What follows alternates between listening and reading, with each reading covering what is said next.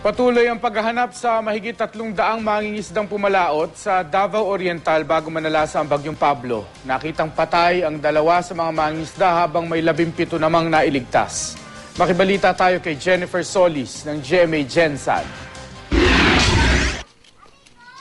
Nagdadalamhati ang pamilyang Labid ng Malapatan, Sarangani Province sa pagpanaw ng kanilang mahal sa buhay. Isa sa Renato Labid sa mga mangingisdang nawala matapos pumalaot bago manalasang bagyong Pablo nung nakaraang linggo. Nakita ang bangkay ni Renato noong Sabado sa Bacolin Bay sa Baganga, Davao Oriental. Dili ko kakuan nga mura ko hinguot akong dughan nga kanang di na ko ma-explain nga kaluoy sa iyang kahimtang. Tulala naman si Rosenda Nival dahil hanggang ngayon hindi pa nahahanap ang asawa niyang isa rin sa mga pumalaot nung may bagyo.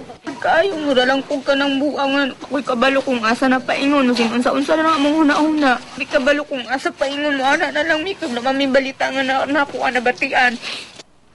Ayon sa Philippine Coast Guard, 311 pang mangingisda ang nawawala. Sakay raw sila sa 44 na fishing vessels na hindi pa rin natatagpuan hanggang ngayon. Bumuo na ang PCG ng Task Force Maritime Search and Rescue para hanapin ang mga nawawala. Katuwang dito ang militar, iba't ibang sakay ng gobyerno at lokal na pamahalaan. 2 Navy Islander, 1 aircraft, 3 barko ng Coast Guard at 3 Navy ship ang nag-iikot sa karagatan kung saan posibleng napadpad ang mga mangingisda. Until now, marami talagang nag-survive kasi playground po nila yung dagat. Alam nila how to survive compared sa hindi fishermen.